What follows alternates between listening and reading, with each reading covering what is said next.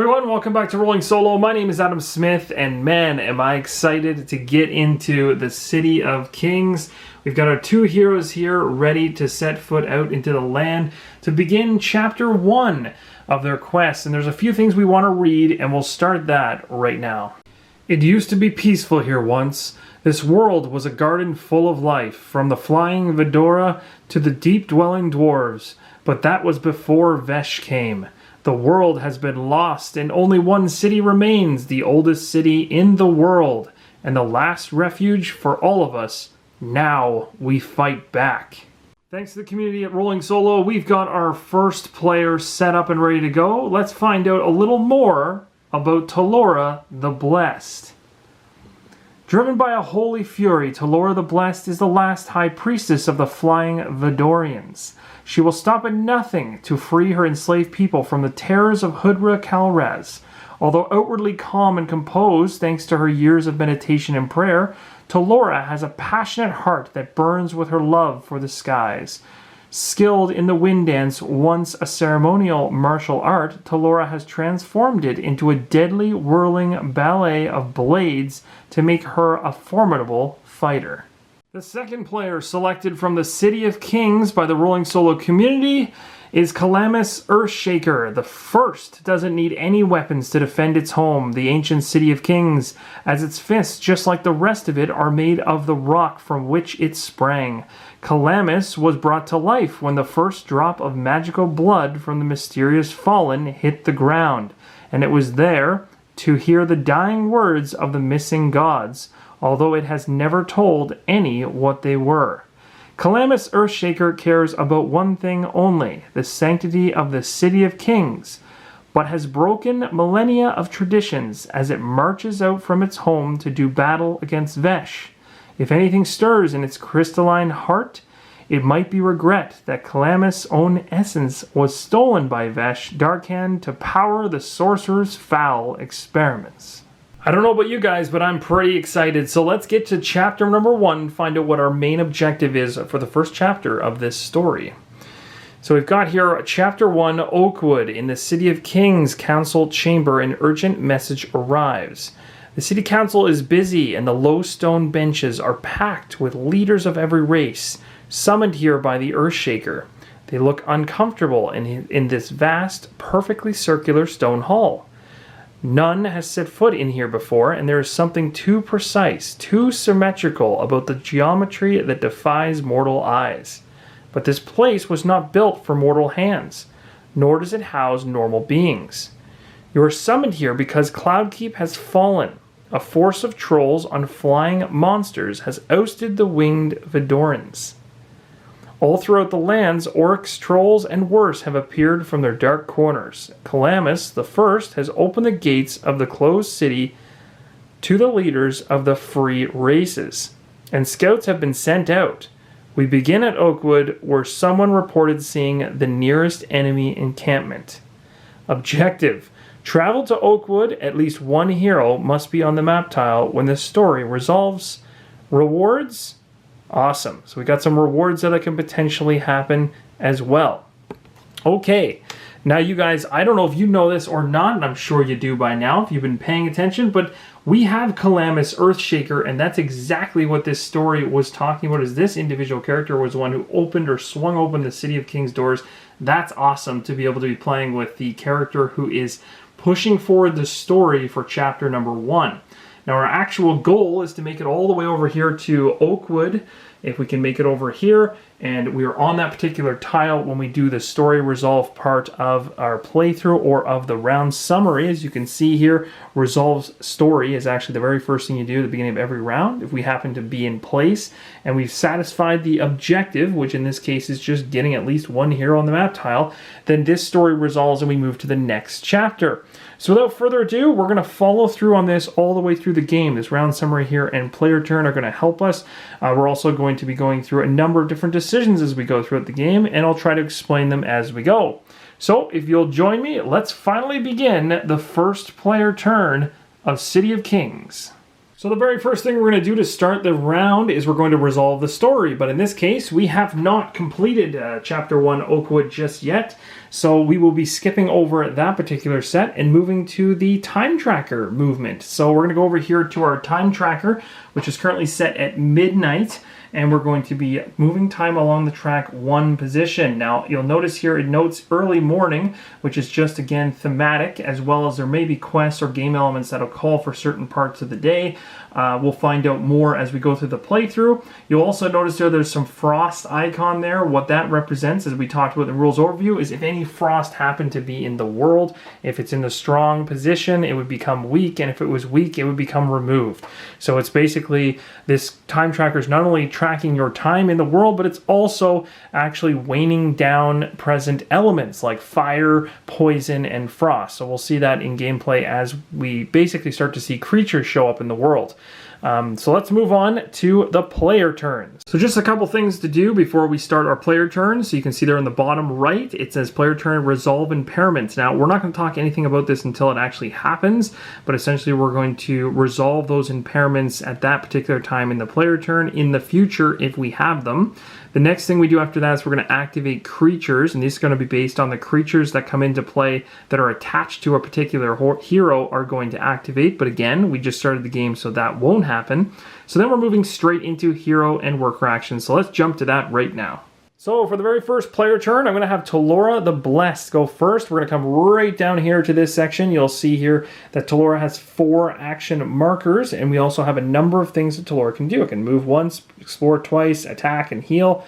Specials, interacts. We also have a worker here. Remember, this is worker number 2, and it's currently locked. We don't have access to this one, but we do have access to our very first worker. T'Lorra is right here in the City of Kings. So the first thing we probably want to do is get out of the City of Kings and start exploring the area around it. So let's use one action to mark down that we're going to move. And at the same time, we'll go ahead and mark down that we're going to take an action to explore as well. So the question really becomes, where do we want to go? And as we talked about the rules overview, you can't move diagonal, so we can't come to this place here, but we could happen to go this way, or we could go to this direction. We're really aiming to get here as quick as possible. Shortest route would say 1, 2, 3, 4, or 1, 2, 3, 4. So really, there is no faster route, so we could go either way. And to be totally honest, I do like the look of this thing being available to us. We know what's up here. So maybe what we'll do is we'll kind of head up north so that we're kind of making a path through the middle of the map versus the edge. I don't know. We'll give it a shot and see what happens. So I'm going to basically go ahead. I'm going to have my individual creature move. Now, remember with movement, in terms of how much movement you can actually move, of course, we go back to our character here, and our movement is 3. That's, oh, sorry, 2. My goodness, I wish it was 3. But this is interesting, and this is something to note as well. Secondary stuff moves up a lot slower. So you'll see multiple 1s, multiple 2s, and 3s. Just to let you guys know, because you're not actually seeing it in me lift these cubes, if you don't know where they're already preset, check out the solo setup as well as the rules overview. It'll give you an idea of where these things are set up. And I also made one correction in there as well. So we do have 2 movement, but there are some movement rules that'll come into effect here. So if we move from the City of Kings with our hero into this area, there's a rule, turn our Calamis here to the side so we can actually see, because he takes up so much space. But we'll put T'Lorra here. Now, the thing about movement is I still technically have another movement to spend, but I'm not allowed to actually move to another location that's unrevealed. So you can't move from unrevealed to unrevealed, but of course you can bounce back and forth between these two, and that's not an issue. Okay, so we're going to stop all of our movement here, and we're going to then reveal this particular tile. And of course, you're doing these actions independently. So first we moved, that's as far as we can go. Movement action is done, then we're going to explore. Exploring basically is just flipping over the tile, checking out what's in the area, and also knocking over Calamis, who I feel is probably going to fall over more often than not due to his absolute immense size. He is very, very cool, but he's going to get in the way. So we're going to go ahead and flip this tile over. And we got the granite halls. So I wanted to bring this right up close to the camera so you guys can actually see not only the artwork, but some of the icons on this as well. So this one is called the Granite Hills. It's considered a resource keyword. So this is a resource tile, allows us to basically send a worker there to perform a work action and gain ore, which is really handy because there's going to be a lot of things in the game that are going to require ore. as you can see, going back to the action area here, the only individuals who can perform work actions, which would be work in terms of going into the mines, grabbing ore, that type of thing, are the workers. The hero cannot. So my hero sadly cannot spend any more actions in order to do anything at this particular tile. So this is really going to be something that's an advantage for the worker. So having said that, we can actually go ahead and make use of the worker at this point in time, because you actually get to spend not only actions on your worker on your turn, but you can also spend those actions on your hero. We've done the hero, so let's start using the worker. So we got 2 actions remaining. We can do a move action for the worker, which will allow us to basically wheel this worker out. So this worker is going out to its job, going to head to the mine. And when it lands on the mine, we're going to let it stop, and then we're going to go ahead and we're going to use one action to work. And at this point in time, we're going to grab the appropriate dice, and we're going to make a roll and find out how successful we are at mining.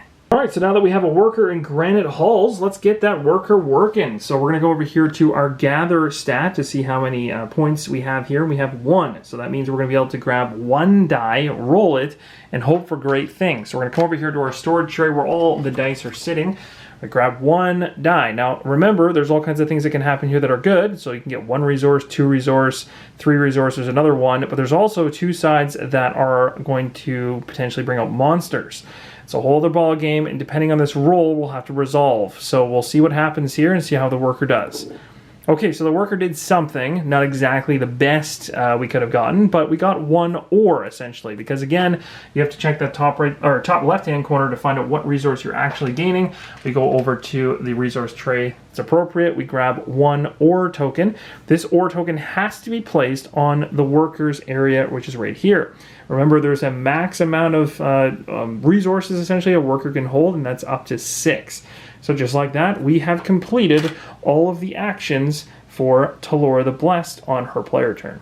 So we're going to move it over to Calamis Earthshaker. Now remember, we got to go through the same player turn order as before, so that's resolving impairments. We don't have any. Activating creatures, there's none attached to Calamis right now for him to control. Hero and worker actions are the first thing. So we've got all 4 of these actions to take across many different things. We got to decide how we want to do this. So we might want to split up a little bit so that we're kind of being a little proactive, but then staying close together. I think a little bit of a strategy in this one that I've noticed when I've been playing is, you know, if you split up too much, if you go in a certain direction and stay far away from your other hero, there are certain traps and pitfalls that you can potentially fall into, and if you're not close by to be able to help to get those workers, for instance, and things like that out of these pits can be kind of a time sink. So not necessarily that you have to keep everything clumped together, but it's good to keep them within a couple tiles so you can quickly kind of bounce back and forth. Again, knowing what the full and best strategy is, I likely think is going to change all of the time, because the monsters are going to add in wrenches to that particular strategy, and as well as the quests and everything else. So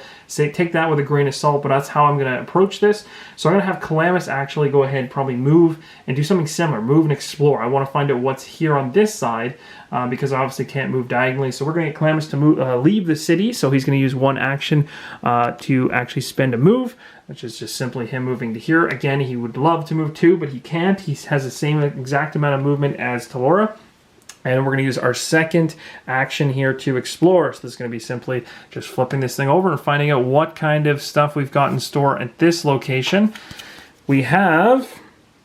oh, we have a shop. That's awesome. So we do have a shop. That's going to be really cool. So what we can do actually is if we want, the hero can potentially interact with this shop. So let's talk a little bit about that right now. All right, so Calamis has recently revealed a caravan, and that's pretty awesome. So that's going to allow us to basically make shop interactions here. So if I wanted to, I'm able to use an interact action at a shop to buy something. However, the first thing you do when this tile actually comes up is you're actually supposed to add cards or equipment cards to the trade district. So as soon as this tile, a shop tile, is revealed, 3 cards are drawn from this particular deck right here called the equipment deck. Then they're then put into the trade district. Now you might be wondering, how does that make any sense?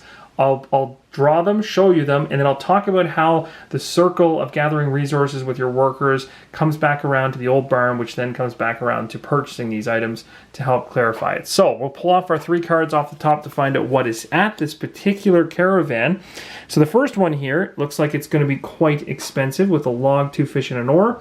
but has a lot of benefits. It's a head slot, and as we know from prior, and I am looking at T'Lorra's sheet in this case, even though technically I'm using Calamis, but they're the same, you can see that these two are locked. We don't have access to the arms and head yet. We only have body, legs, so we're not looking to create anything for the head and arms at this point. But it's a nice to have. Oh my gosh, we got another head card. So now we've got 2 head cards, both of which, I mean, yes, you can still create them, I guess, but actually, no, you can't. I shouldn't say that, because as soon as you create it, you're supposed to equip it.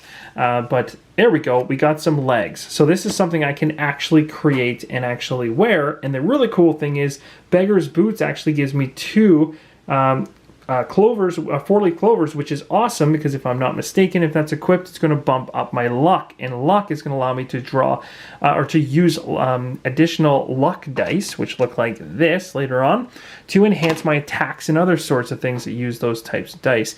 We'll see how that works later on, but essentially at this point, really the only one that I'm actually targeting is this one, and I just need a fish. So at least now I know what I'm going after. So you take these 3 cards, and again, I'll give you the names of them in case you didn't saw. So this is the Helm of Northwind. That is a fantastic looking card. This is the Meshy Mask. Pretty cool. I think I like this one much better. And then we've got Beggar's Boots, which is pretty much what we are right now, which is a hole-filled, rat-infested pair of boots that somehow makes us lucky.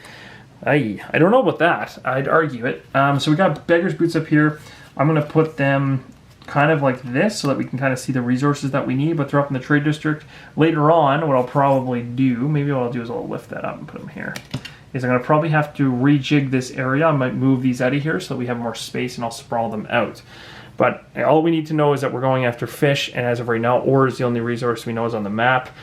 So that's how you deal with the shops. As soon as they come up, you have to reveal 3 cards. You put them in the trade district. You're good to go. At this point, we go back to spending actions with our Earthshaker here, and we have 2 actions left to do. Again, I could shop, but that's pointless because I'd be waste. I don't have the resources. So what do I want to do? That is the question. Well, my worker's not doing much of anything, but we do have technically 1 resource tile out there. It's for ore. Now, it could be worthwhile putting that worker on that other resource. So maybe what I'll do for now is I'm going to have the worker move and then actually do a gather. So, or work, I should say. So we're going to have the first worker move and then, and not explore, sorry, we're going to work. So we're going to work at this particular location. Again, we're rolling 1 resource die to see what happens. Okay, well, I'm really not striking gold here, but ore works. So we're going to take ore. We got 1 ore now over here, and that's perfect. So we'll put this die back, and that essentially resolves all the action tokens or wooden tokens for both characters. So the player turn at this particular time is finished. I thought this would be a good time to talk about temporary structures which can be built inside the City of Kings. And so you can see here, after just talking about the trade district and putting 3 cards up there and things that we can potentially use resources for, we can also use resources to buy temporary structures inside of the City of Kings and then take them out into the world and use them to our benefit, hopefully, if we use them wisely. They're one-time use, so once they're put out on the map and they kind of interact or have, or they're interacted with, then they're basically destroyed and they come back to the City of Kings to be recreated if you so choose. But again, you're going to be going out and coming back in, back and forth if you want them. So essentially you have traps, you have camps, you have barricades. They're all going to cost different things. So the traps are 8 ore, barricades are 8 wood, and the camps are 8 fish. I hope you guys can see that there, as well as there's some item parts there, stuff like that, in order to pull a card which allows you to grab an equipment card. So those are some things that you can basically do inside of the city if you have a whole bunch of resources you're just dying to spend. Traps basically are going to reduce the health of 1 creature on the same tile as the trap by X. And X in this particular case, it always refers to X as your level. So as our levels increase, if it's 2, if it's 3, that's how much damage will happen. For camps, same idea. You put a camp tile out on the map. It sits there forever until some hero eventually interacts with it. And of course, this interaction is not a normal interaction in terms of it costing an action. It's free. You just choose to use it. And when you do, you gain health equal to the level of the current game, because again, all characters share the same level track. Or you have a barricade. A barricade basically says one hero on the same tile as a barricade can reduce damage from any one source. So again, all these things are going to help you progress throughout the game. But once they're used that one time, they're then destroyed, taken back, and they're put back in the supply.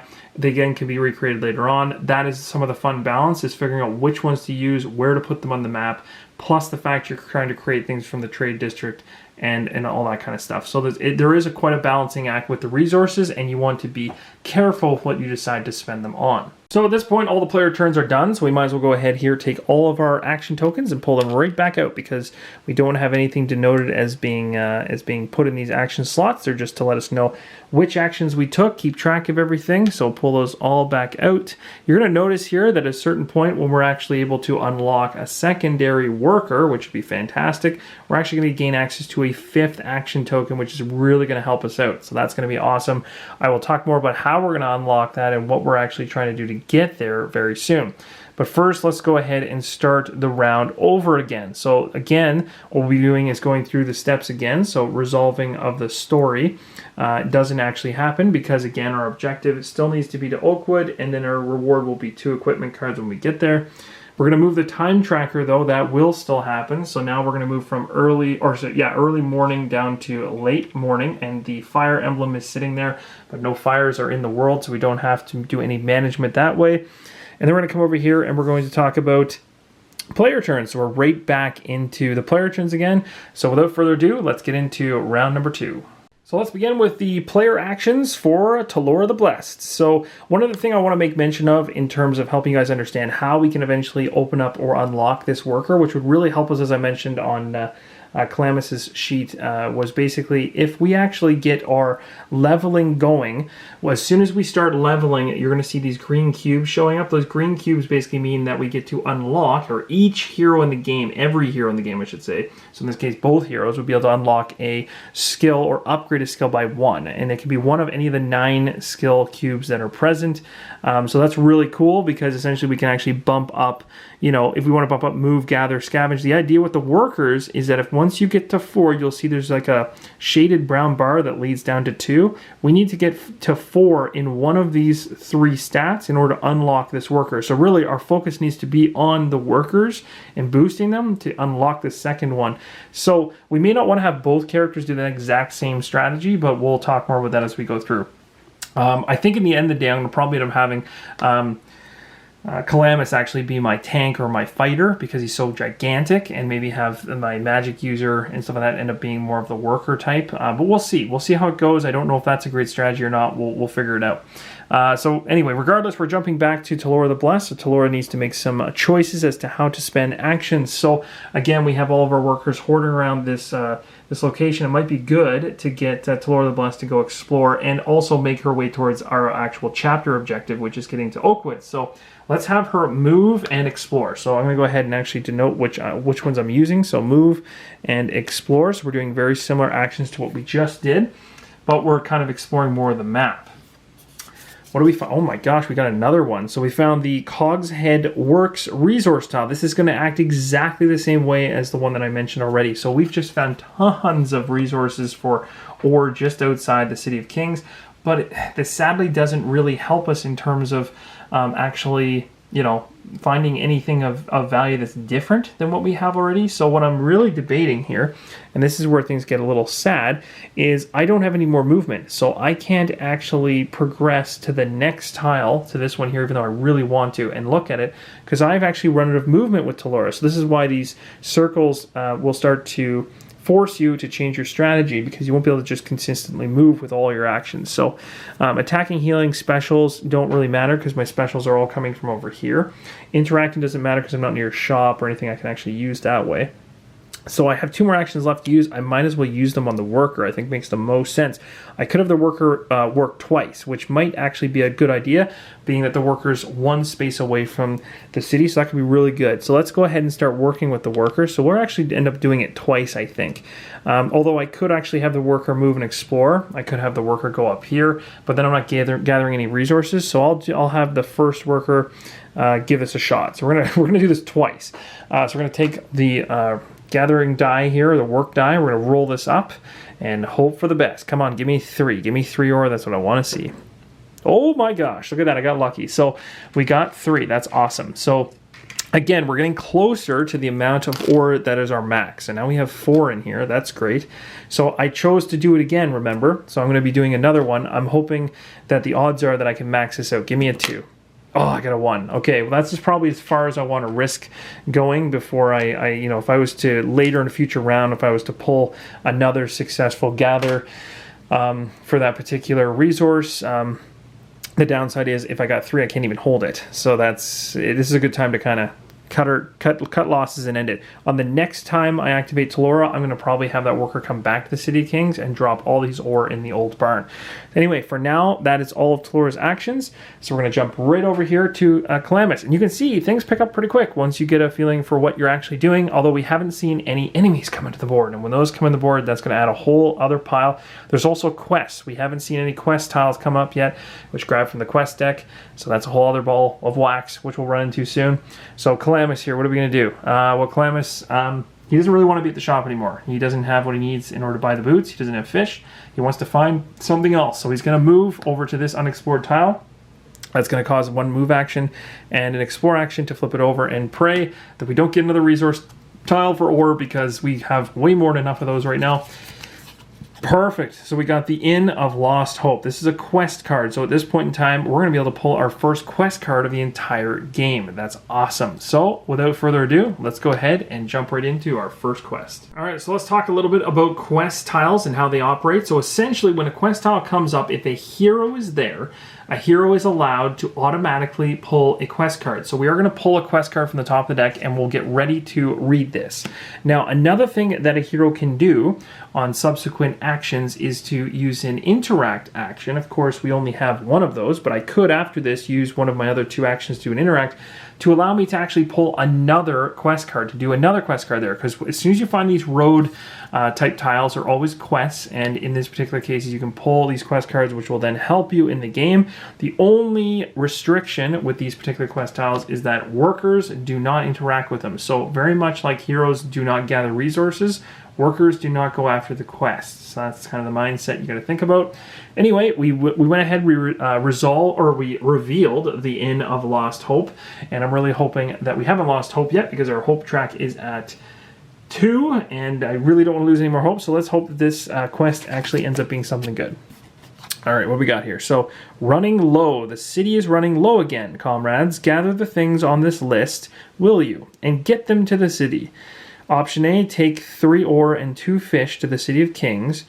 Or option B, take 7 ore and 2 fish to the City of Kings. So those are our 2 rewards. Interesting. So we can basically take this card now, we can add it to our quest hub, and it's something that we can potentially do in order to gain experience. Now, it's not just experience. These rewards, whenever they're in a circle, that's denoting that you're basically going to be gaining on this track, which is great, because that'll give us stat cubes to add to our heroes and whatnot.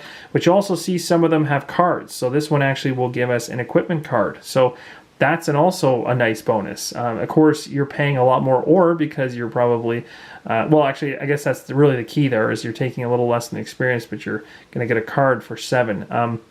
We currently technically have 5, plus we have 1 over here with Calamis, but both of our workers are doing their thing. So I don't know which one's better, but we're not going to actually resolve this right now. We're just going to put this in the quest hub to know that we can actually go ahead and do that later on. So at this point now, the question is, what do we want to do? I technically can't move anymore either with Calamis, so I could interact again. That might not be a bad idea. But then, of course, I've got my worker over there. So I don't know. I'm thinking it might not be a bad idea to do, let's do the worker, let's do 1 work action and see how it goes. See how this work action goes. Now, what I think is going to eventually happen is we're going to backfire here, and I'm going to end up having a monster show up. That's going to be fantastic. Hopefully not right now. Whew, perfect. I said that too, trying to jinx myself, and just so that would happen, and it still didn't happen, so luck is on my side. All right, so that work action was successful. We got, so this guy right here has 2 ore on him, currently can hold 6, and this individual has 5 ore, currently can hold 6 max. We still have 1 more action to spend. I could, you know, roll again and try to fill up this one. Very tempting, but I could also go for that quest hub again. So I think what I'm going to do is I'm going to do the quest. I'm going to interact for the first time, going to interact with the Inn of Lost Hope. I'm going to pull another quest card. That is the wrong deck. I'm going to pull the quest card and see what we get. This one's called the Lost Grove. So back in the early days of the world, it is rumored that there existed near here a small elvish grove belonging to a now lost clan. Let us see what we can find here. Immediately roll 5 scavenge dice. If you roll at least 2 axes, you get the reward. Even if you fail, keep the resources you find while scavenging. Rewards 2. Hey, that's not bad at all. I like that. Lost Grove, that's a good card. So this is really going to help us out because right now we can currently only get ore out here. So it's nice to know that we can actually scavenge, or I shouldn't say scavenge, but we are grabbing the scavenge dice. We are kind of scavenging, I guess, the Lost Grove and hoping to find something good. We might even get some XP. That is even better. We still have to roll 5 dice and we have to get 2 axes in order for us to work. So we're going to come over here to the tray, grab all 5 of our dice. We're going to cross our fingers that we can pull off 2 axes here. Otherwise, we're going to cry ourselves to sleep.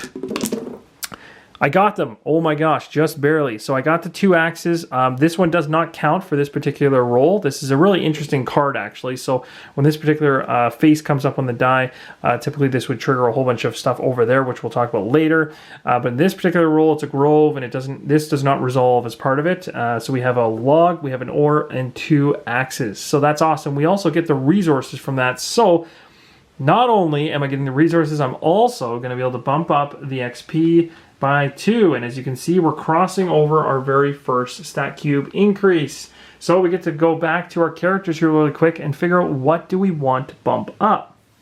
Really good question. Now you'll see some of these ones and the secondary ones are very tough to bump up. So for instance, luck is really good because luck will eventually allow you to roll, or it already allows you to roll, sorry, an extra luck die when you're actually going for an attack. But if you can increase it even further, you roll more luck dice, and that actually can help you out even more so. Really good, but they go up really slow. Secondary stats essentially go up really slowly. So 1, 1, 2, 2, then 3. So you're wasting a lot of level ups in order to get there, whereas some of the worker ones are very speedy. They're increasing right away, and they're giving you benefits right out of the gate. So for instance, like if I bump my gather up, that might be a good idea. Plus the fact that if I can get to this area and and that's why you need the anti-knock sheet right there. See, that saved me. If I get to 4, then you can unlock this guy. I'm going to go for that. So for the T'Lorra the Blessed, I'm going to have the gather stat for her go up to 2 because it seems like this worker is kind of wanting to churn out more. We're also going to take a look here at all of these, and we're going to say 2 axes, a ore, and a log. We're grabbing all of that. So we're going to grab 1 log, we're going to grab another ore, and we're going to grab 2 axes, and then we're going to place all of this stuff inside the old barn because technically the workers did not actually do this. This is basically resources gathered by us, and heroes can't hold resources. So when it comes from a card that states that essentially you've gained some resources, they go straight to the old barn. So the really cool thing about this is we got 1 log. So we're just going to place the 1 log on the 1 track to say we have 1 of them. We're going to take the 1 ore, and we're going to place the 1 ore on the 1 track. So we got 1 ore in there. And then this one's 2, but we only need 1 to represent. And then we've got a 2 right here. So we've got 2 of those particular red axes as well. These are like item parts essentially. So these item parts essentially can be combined together in the city to do a number of things for quests and stuff, but also to gain more equipment cards. So anyway, this one I don't need anymore. It sounds like I'm throwing it away, but again, I'm keeping track of it from the old barn. And then of course, everything else does not matter at this point. We did already gain our XP. Now we have to make sure we actually bump up our stat cubes because we do not want to forget about that. So this is a level up at this point in time. So we get to choose. I have already chosen on this character that I want to use Gather, but I have not given the bump up on Calamis, which is really cool in this game that everybody kind of levels at the same time. Now Calamis, I want him to do something different. I want him to be the guy that's going to kind of go out there and just bruise people up. He's a massive, massive stone creature, and he's the strongest character I have. So I'm going to actually go for the attack. We're going to bump him from 1, as you can see here, to 2, so that he's able to do a little bit more. And then I'd like to start kind of diversifying the selections as we go further into it, but for now that works perfect. Of course, this one is done now. This quest is complete, so this is going to end up going in a discard pile because we won't be seeing that again in the future. And that's essentially it, but we're not... Are we done? Let me see here. Yes, because we did the work action and we did the interact. That is the end of the player turn. So at this particular point in time, we have finished the second round. This is a perfect time to stop. So what I'm going to do is I'm actually going to pull all the actions out of both these characters, and we're going to reset to begin round number 3 in the next video. So hopefully you guys are enjoying the playthrough so far. This game has a lot to see and do. Like, this stack of quest cards over here is crazy. We haven't even run into enemies yet, and I'm sure once that starts happening, that's going to open up a whole other explanation and interesting game mechanics into play. We've also got a bunch of chapters to get through. Our main goal is to get to Oakwood, and we are making way there. So we're about halfway there right now. Hopefully we'll get there on the next round. So, or maybe next video would be a better way to say it. So thanks so much for watching. If you guys are enjoying this, let me know with a thumbs up. If you saw anything I missed, if I happen to screw up on something, let me know in the comments below so I can correct it, put a pinned comment. Appreciate all the support on the channel, and also be sure to check the giveaway section of the channel because I currently have giveaways running and I don't want you guys to miss out on them. So thanks everyone, and I'll see you in the next episode. As always, keep on rolling solo.